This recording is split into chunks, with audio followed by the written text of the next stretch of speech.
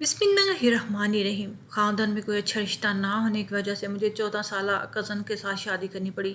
शादी के रात मैं अपने शोहर को बच्चा समझ के सो गई कि वो आकर सो जाएगा, लेकिन जिसे मैं बच्चा समझ रही थी उसने मेरे साथ ऐसा किया कि सुनकर आपके रोंगटे खड़े हो जाएंगे, क्योंकि मैं बिस्तर पर लेटी खामोशी से आंसू बहा रही थी। मेरी चूड़ियाँ जेवर पूरे कमरे में बिखरे पड़े थे। मेरे नसीब ने शायद मुझ पर ज़रा भी रहम नहीं खाया था और मैं पूरी तरह बर्बाद हो चुकी थी। जो कुछ मेरे साथ हुआ मैं इसकी बिल्कुल भी हकदार नहीं थी। मेरे हाथों पे मेहंदी का लाल रंग इस कदर गहरा चढ़ा था, जिसने भी देखा तो वो तारीफ किए बिना ना रह सका। मुझे तो इस वक्त भी ये रंग अच्छा नहीं लगा था और अब तो ये मेरी बर्बादी का रंग बन गया था।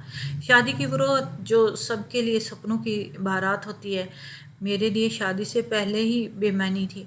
और जब वो रात मेरी ज़िंदगी में आई तो सब कुछ बदल के रह गया। मैं सोच भी नहीं सकती थी मेरा शोहर मेरे साथ ऐसा सलूक करेगा। मेरे नज़दीक तो एक वो छोटा सा बच्चा था मेरे, जिसे रिश्तों की ज़रा भी समझ नहीं थी। मुझे नहीं पता चला कि कब वो इतना बड़ा हो गया, सब कुछ समझने लग गया। मैं तो ये सोचकर सुकून से सो गई और इसे अपने रिश्ते से कोई गरज नहीं होगी। मुझे क्या खबर थी वो अपने दिल में क्या कुछ छुपाए बैठा और शादी की रात ही मुझ पर क्या सितम डालने वाला है। पिछले कई घंटों से आंसू बहाने की वजह से मेरा चेहरा सुर्ख था और आंखों भी सूजी हुई थी, लेकिन आंसू थे कि थमने का नाम नहीं ले रहे थे। यह वो दर्द था जो मुझे खामोशी से झेलना था, क्योंकि इसे ज़बान पर लाने की मुझ में हिम्मत नहीं थी। एक अजीब सी तकलीफ मेरी रगों में सरायत कर गई और इस तकलीफ ने मेरे लिए सांस लेना भी मुश्किल कर दिया। असगर ने मेरे साथ क्या किया वो मेरे वहमो गुमान में भी नहीं। मेरा नाम आयशा है, मेरा तलक गांव के वडेरों के घराने से है। हमारे पास रुपए पैसे दौलत जायदाद की कोई कमी नहीं थी, लेकिन फिर भी हम लड़कियां सुकून की ज़िंदगी नहीं गुजार सकती थी। हम पर पाबंदियाँ थी, ना हम तालीम हासिल कर सकती और ना ही अपनी मर्जी से अपनी ज़िंदगी का कोई फैसला कर सकती। हम खानदान के बड़ों के फैसलों पर सर झुकाकर मजबूर थीं। हमारे ख़ानदान में रिवाज था कि शादी आपस में की जाती, क्योंकि इस तरह जायदाद में किसी बाहर वाले का हिस्सा नहीं बनना पड़ता। लेकिन पूरे ख़ानदान में अब मेरा कोई हम उम्र बाकी ना बचा जिसके साथ मेरी शादी की जाती। इसलिए मुझे यह खुशफहमी लाहक हो गई थी कि मेरी शादी किन ख़ानदान से बाहर की जाएगी और मैं ख़ानदान के रस्म रिवाज से आज़ादी हासिल कर लूँगी। लेकिन ये मेरे लिए सिर्फ मेरी खाम ख्याली साबित हुई। दूसरी लड़कियों की तरह मुझे भी खानदान के रिवाजों की भेद चढ़ना ही पड़ा और जैसे मेरे रिश्ते का जिक्र छिड़ा, बाबा जान ने चचा जान से कह दिया मेरी शादी असगर के साथ की जाए। ये सुनकर मेरे रोंगटे खड़े हो गए। वो तो सिर्फ 14 साल का था। मैंने इसे अपने हमेशा छोटा भाई समझा। मैं किसी सूरत ये नहीं सोच सकती थी कि असगर को अपनी ज़िंदगी का साथी बनाऊं और इसके साथ रहूंगी। मेरे अब्बा ने मेरी खुशी और मेरे जज्बात के बारे में एक पल के लिए भी नहीं सोचा। मैंने मधुम आवाज़ में मजम्मत करते हुए बाबा से कहा कि असगर को मैं अपना भाई समझती हूँ, उससे शादी कैसे कर सकती हूँ। लेकिन बाबा ने गुस्से से कहा कि ये मर्दों के फैसले हैं और तुम्हारी बेहतरी इसी में है कि आयशा कि तुम हमेशा खामोशी इख्तियार रखो और हमारे हर फैसले पर सर झुकाओ। इससे पहले कि मैं मज़ीद कुछ कहती, मेरी वालदा मेरा हाथ पकड़कर खींच के कमरे से बाहर आई और तनबिया करते हुए कहने लगी कि आज के बाद मर्दों के फैसले पे ना बोलना, ऐसा ना हो कि तुम्हारा अंजाम भी तुम्हारी फूफियों की तरह बहुत भयानक हो। अम्मा की बात सुन के मेरे रोंगटे खड़े हो गए, क्योंकि मेरी फूफी ने अपनी पसंद से खानदान से बाहर किसी लड़के से बाप से शादी की थी, क्योंकि उनकी उम्र का खानदान में कोई भी नहीं था। और बाबा और चाचा इसकी उम्र एक इसकी शादी एक उम्र सीधा रिश्तेदार से करवाने लगे थे। लेकिन फिर बाबा और चचा ने इन्हें कुछ ही दिनों में ढूंढ निकाला और इन्हें और इनके शोहर को मौके पर ही कत्ल कर दिया।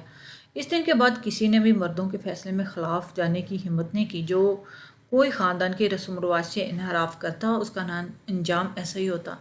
वालदा को डर था कि कहीं मेरी वजह से दोबारा कुछ ऐसा ना हो। वालदा ने मेरे आगे हाथ जोड़ दिया, कहने लगी कि तुम मेरी इकलौती बेटी हो, ऐसा कुछ ना करना, सारी ज़िंदगी मैं तेरा मातम करूं। वालदा की बात सुनकर मैं खौफजदा हो गई। इतना तो मैं भी जानती थी कि मेरे ख़ानदान के मर्द औरतें गैरत के मामले में किसी भी हद पे चले जाते हैं। अब्बा जान के फैसले ने मुझे बहुत दुख दिया, लेकिन वालदा के जुड़े हुए हाथ देखने के बाद अब मुझ में इतनी हिम्मत नहीं थी कि मैं दोबारा बाबा जान से कोई बात करती। मैंने सोच लिया कि हर बार की तरह इस बार भी मैं असगर कह के इस रिश्ते को ख़त्म करवा लूँगी। लेकिन असगर इस दिन के बाद तो मेरे कमरे में ही ना आया, ना ही वो मुझे हवेली में कहीं नज़र आता, जबकि वो रोज़ाना सुबह से शाम तक मेरे कमरे में रहता और अगर हवेली से कहीं बाहर भी जाता तो रात को सोने से पहले एक दफ़ा मेरे कमरे का लाजमी चक्कर लगाता। मुझे देख के बगैर उसका कोई दिन नहीं गुजरता था, लेकिन अब मुझे उसकी ज़रूरत थी तो कहीं नज़र नहीं आ रहा था। मैंने कई दफ़ा असगर के बारे में वालदा से पूछा तो वालदा कहने लगी कि अब वो तुम्हारा होने वाला शोर जो है, अब तुम्हारा इससे मिलना कोई अच्छी बात तो नहीं, बेहतर यही है कि कुछ दिन खामोशी से अपने कमरे में गुजार लो, फिर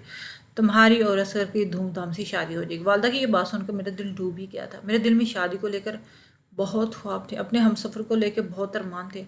वो तो सब मिट्टी में मिलने वाले थे। ये सोच सोच कर मैं हलकान हो रही कि असगर मेरा हमसफ़र बनने जा रहा है। शायद आंसू मेरे मुकद्दर लिख दिए गए हैं।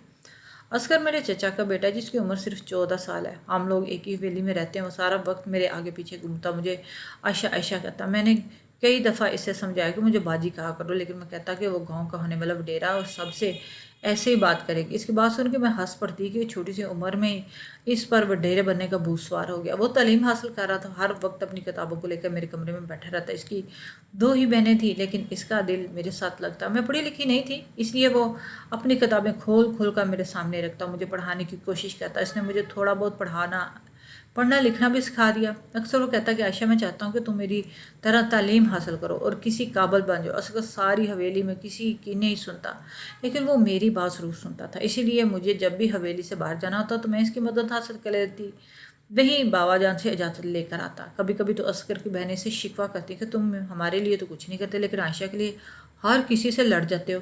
اصغر فوراً جواب دیتا کہ عائشہ کی جگہ کوئی نہیں لے سکتا، عائشہ کے لیے تو میں کچھ بھی کر سکتا ہوں۔ اصغر کی بات سن کر مجھے بہت خوشی ہوتی، کیونکہ میرا کوئی بھائی نہیں تھا اور اس نے میری زندگی کی یہ کمی پوری کر دی۔ اصغر میرے لیے میرے چھوٹے بھائیوں جیسا تھا، کیونکہ میری عمر 20 سال تھی اور میرے آگے وہ ایک چھوٹا بچہ تھا۔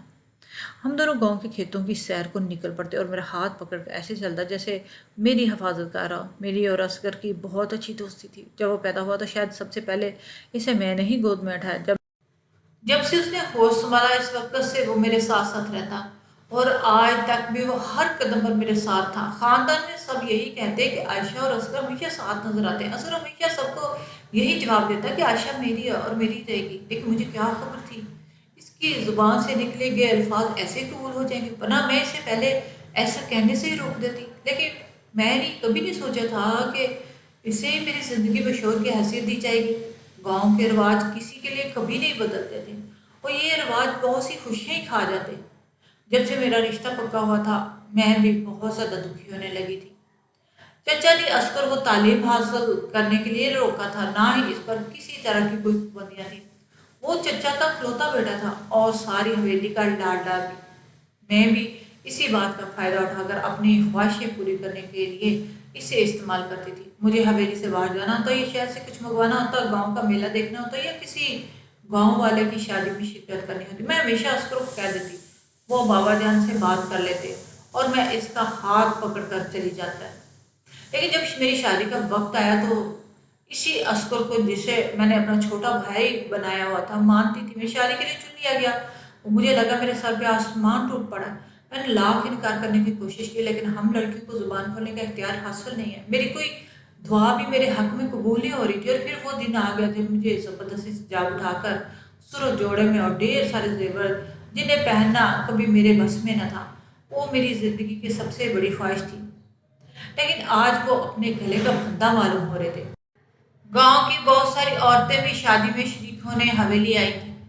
تھوڑی دیر میں قاضی صاحب نے آ کر میرا اور اصغر کا نکاح پڑھا دیا۔ 14 سال کا وہ بچہ جو کل تک میرا ہاتھ پکڑ کر مجھے گاؤں کی سیر کروانے لے جاتا، آج اسے زبردستی میری زندگی کا ساتھی بنا دیا گیا۔ میرے لیے یہ بہت ہی کٹھن مرحلہ تھا۔ جب میں نے اصغر کو اپنے نکاح میں قبول کیا، میں رخصت ہو کر نچلی منزل سے اوپر والی منزل پر چلی گئی، جہاں میرے چچا کی فیملی رہتی تھی اور اصغر کا کمرہ تھا۔ چچی جان نے مجھے اصغر کے کمرے میں بٹھا لیا۔ وہ بھی اس رشتے پر خوش نہیں تھی، کیونکہ میں ان کے بیٹے سے بہت زیادہ بڑی تھی، مگر وہ بھی اچھی طرح جانتی تھی کہ ان فیصلوں میں ہم عورتوں کا کوئی قصور نہیں۔ انہیں بھی میرے دکھ کا پوری طرح اندازہ تھا۔ چچی جان مجھے اصغر کا انتظار کرنے کا کہہ کے چلی گئی، کیونکہ وہ بابا جان کے ساتھ گاؤں میں شادی کا جشن منانے مصروف تھی۔ کمرے کو پوری طرح پھولوں سے سجایا گیا تھا۔ یہ ایک بہت بڑا کمرہ تھا جسے ہر مہنگی چیز سے آراستہ کیا گیا تھا۔ میں اصغر کے کمرے میں بہت ہی کم آتی تھی، کیونکہ وہ خود بھی ہمیشہ میرے کمرے میں آ جاتا، لیکن اب میں ہمیشہ کے لیے اس کمرے کی مقیم بن گئی تھی۔ مجھے بیٹھے بیٹھے کافی دیر ہو گئی اور گزری ہوئی زندگی کسی فلم کی طرح میری آنکھوں کے آگے چل رہی تھی۔ میرے لیے بھی اصغر کو اپنا ہم سفر ماننا بالکل بھی ممکن نہیں تھا، اس لیے میں نے اٹھ کر اپنا عروسی لباس تبدیل کیا اور آنکھیں موڑ کر سونے کے لیے لیٹ گئی۔ میں نے سوچ لیا کہ اصغر بھی عمر میں بہت چھوٹا ہے اور اسے ہمارے رشتے کی نزاکت کا بھی علم نہیں ہوگا، اس لیے وہ بھی آگے سوچ جائے گا۔ اس نے آج تک مجھ سے کوئی ایسی بات نہیں کی تھی جس سے مجھے یہ اندازہ ہوتا کہ شادی کو لے کر وہ کیا سوچتا ہے۔ مجھے سوتے ہوئے تھوڑی دیر گزری تھی کہ جب اصغر کمرے میں آ گیا۔ مجھے سوتا ہوا دیکھ کر اس نے مجھے زور سے آواز دی تو میں اٹھ کر بیٹھ گئی۔ وہ میرے سامنے کھڑا مجھے دیکھ رہا تھا، مجھ سے کہنے لگا آپ میرا انتظار کیے بغیر کیسے سو سکیں؟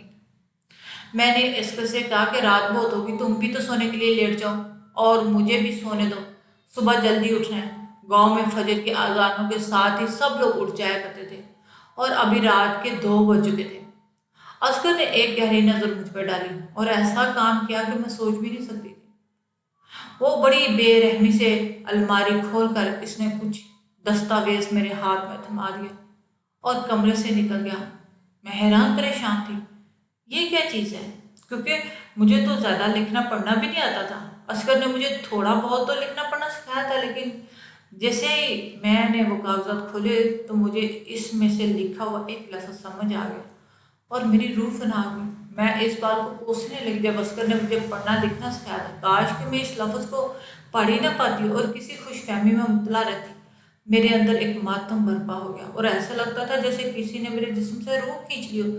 میں نے روتے ہوئے اپنے سارے زیور نوچ کر پھینک دیے اور ساری چوڑیاں بھی اتار کر پھینک دی۔ کمرے میں جگہ جگہ لگے پھولوں کو بھی توڑ کر بکھیر دیا۔ میرے لیے یہ رات کسی قیامت سے کم نہ تھی۔ میں پوری طرح برباد ہو چکی تھی اور جانتی تھی کہ میرا مستقبل سوائے تاریکیوں کے اور کچھ نہیں تھا۔ اصغر نے جو دستاویز مجھے پکڑائے تھے وہ طلاق نامہ تھا، جو شادی کی رات منہ دکھائی کے طور پر اس نے مجھے تھما دیا تھا۔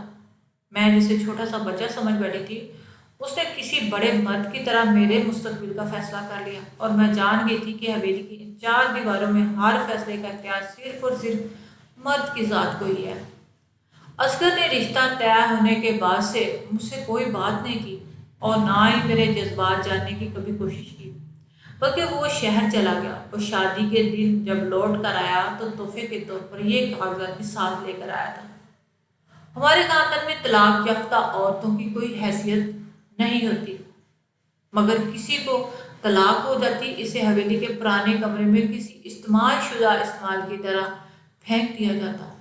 اور آج ایسا ہی میں سوچ رہی تھی، وہ ساری زندگی اپنی وہی سسک سسک کے گزار دیتی۔ میں جانتی تھی میرا حال بھی اس سے کچھ مختلف نہیں ہوگا، اس لیے رو رو کے میرا برا حال ہو گیا۔ اس سے تو بہتر ہوتا کہ میں اصغر سے اپنے نکاح میں رہنے دیتی اور میں اس کے کمرے میں خاموشی سے اپنی زندگی گزار دیتی۔ مجھے ایسے ہی روتے روتے کئی گھنٹے گزر گئے۔ جب فجر کے اذان کے قریب اصغر لوٹ کر کمرے میں آیا تو کمرے کا اور میرا حال دیکھ کے چونک گیا۔ میں نے اسے گریبان سے پکڑا اور روتے ہوئے پوچھنے لگی کہ میرا قصور کیا تھا جو مجھے سزا پہ سزا سنائی گئی؟ میں پہلے اس نکاح کی تکلیف میں تھی اور اب مجھے طلاق کے عذاب میں مبتلا کر دیا تم نے۔ اصغر کہنے لگا عائشہ آپ مجھے غلط سمجھ رہی ہو، ایک دفعہ میری بات تو سن لیجیے، پھر ہی کوئی فیصلہ کیجیے گا۔ میں خاموش ہو کے بیٹھ گئی تو وہ میرے قدموں میں بیٹھ گیا اور کہنے لگا میں نے ہمیشہ آپ کو اپنی بڑی بہن بنایا اور بڑی بہن کی جگہ ہی دی تھی۔ میں آپ کی بہت عزت کرتا ہوں، لیکن میں کبھی یہ نہیں سوچتا تھا کہ ہمارے بڑے ہم دونوں کے حق میں اس طرح کا احمقانہ فیصلہ کر سکیں گے۔ جس دن مجھے اس رشتے کا علم ہوا میں سب کچھ چھوڑ چھاڑ کے شہر چلا گیا۔ میں نے سوچ لیا تھا کہ میں کبھی لوٹ کر گاؤں واپس نہیں آؤں گا، لیکن مجھے آپ کا خیال آیا، کیونکہ اگر میں لوٹ کر نہ آتا تو یہ لوگ آپ کی شادی کسی بڈھے شخص سے کر دیتے یا شادی شدہ مرد سے کروا دیتے۔ میں آپ کے ساتھ کسی طرح کی زیادتی ہونے دینے نہیں چاہتا تھا۔ میں نے ہمیشہ ہی آپ کی حفاظت کی اور زندگی بھر آپ کا محافظ بننا چاہتا تھا۔ اسی لیے میں یہ طلاق نامہ بنوا کر لایا تھا کہ شادی کی پہلی رات ہی آپ کو اس تکلیف بھرے رشتے سے آزاد کر دوں گا، کیونکہ میں جانتا تھا کہ آپ کے نزدیک میری حیثیت بھی ایک بھائی جیسی ہے، لیکن میرا ہرگز مقصد آپ کو تکلیف پہنچانا نہیں تھا، بلکہ میں آپ کے مستقبل کو بہتر بنانا چاہتا تھا۔ میں اپنے آگے کی پڑھائی کے لیے شہر جا رہا اور کئی سال بعد ڈگری لے کے واپس لوٹ آؤں گا۔ جب تک آپ حویلی والوں کی نظر میں میری بیوی کی حیثیت سے عزت سے رہیں گی، اور جیسے ہی ڈگری لے کر واپس آ جاؤں گا مجھے گاؤں کا سربراہ یعنی کہ بڑا وڈیرا بنا دیا جائے گا۔ اس کے سارے فیصلے بھی میرے ہی ہوں گے، اسی لیے یہ سارے اختیار بھی میرے پاس آ جائیں گے۔ میں واپس آنے کے بعد دنیا کی نظر میں آپ کو اس رشتے سے آزاد کر کے آپ کے لیے آپ کی عمر کا کوئی بہترین رشتہ ڈھونڈ کر دوں گا۔ میں سارے پرانے رواج ختم کر کے آپ کی شادی خاندان سے باہر کروں گا اور پھر یہی رواج عام کر دوں گا۔ جو کچھ ہمارے ساتھ ہوا اسی نے مجھے بہت زیادہ دکھ پہنچایا ہے۔ میں نہیں چاہتا کہ آپ کے ساتھ بھی کچھ ایسا ہی غلط ہو۔ بس آپ کو کچھ سال میرا انتظار کرنا پڑے گا اور مجھ پر بھروسہ بھی کرنا پڑا ہوگا، تبھی تو میں آپ کو اور آپ کی خوشیوں کو، آپ کی زندگی کی خوشیوں کو لٹا پاؤں گا۔ اصغر کسی چھوٹے بھائی کی طرح میرے خوابوں میں بیٹھا تھا۔ کچھ دیر پہلے تک وہ میرا شوہر تھا، لیکن اب وہ دوبارہ میرا چھوٹا بھائی بن چکا تھا۔ ہمارے بڑوں نے زبردستی ہمارا نکاح کروایا تھا، جس کی کوئی حیثیت نہیں تھی، اور اصغر نے اس رشتے کو مٹا ہی دیا تھا۔ میں جو کچھ سمجھ رہی تھی کہ اصغر بھی خاندان کے دوسرے مردوں کی طرح ہی ہے اور مجھے عورت سمجھ کر برباد کرنا چاہتا ہے۔ اصغر نے مجھے بالکل غلط ثابت کر کے رکھ دیا۔ وہ تعلیم حاصل کر رہا تھا اور تعلیم نے اسے بہت شعور دے دیا تھا۔ وہ مجھ سے مل کر اپنا کچھ سامان لے کر کمرے سے نکل گیا۔ میں جان گئی تھی کہ وہ حویلی چھوڑ کر ہمیشہ کے لیے شہر چلا گیا، ڈگری لے کر ہی واپس آئے گا۔ مجھے اصغر کی ہر بات پہ اعتبار تھا۔ میں حویلی میں اس کی بیوی کی حیثیت سے ایک عزت بری زندگی گزار رہی تھی۔ میرا دل بھی پرسکون تھا، اطمینان میں تھا۔ جسے میں نے اپنا بھائی مانتی تھی، اس نے میرا سر شرم سے جھکنے نہ دیا بلکہ فخر سے بلند کر دیا۔ کچھ ہی سالوں کی محنت کے بعد اصغر گریجویشن کر کے گاؤں واپس لوٹ آیا اور گاؤں کا سربراہ اور وڈیرا بنا دیا گیا۔ تمام فیصلوں کا اختیار بھی اسے دے دیا گیا۔ اصغر نے مجھ سے کیا ہوا اپنا وعدہ نبھایا اور دنیا کے سامنے اس بات کو ظاہر کر دیا کہ اس نے مجھے طلاق دے دی۔ اس نے میرے لیے ایک دوسرے گاؤں کے وڈیرے کا رشتہ دیکھا جو میری ہی عمر کا تھا۔ وہ بہت ہی نیک اور محبت کرنے والا انسان تھا، اور یوں ان رواجوں کو ختم کرتے ہوئے میری شادی اپنے ہاتھوں سے اس نے اس کے ساتھ کروا دی۔ اصغر کیونکہ اب ہمارے گاؤں کا بڑا تھا، اس لیے کوئی بھی اس کے فیصلے کے خلاف نہیں جا سکتا تھا اور نہ کسی میں ہمت ہو سکتی تھی۔ میں ایک خوشگوار ازدواجی زندگی گزار رہی تھی۔ جو کچھ اصغر نے میرے لیے کیا وہ میں کبھی نہیں بھول سکتی۔ کبھی کبھی انسان کو خوشیوں کو حاصل کرنے کے لیے کچھ وقت کی قربانیاں دینی پڑتی ہیں، اور میں نے بھی کچھ وقت قربان کر لیا، لیکن آخر کار خوشیاں میرے حصے میں آ ہی گئی تھیں۔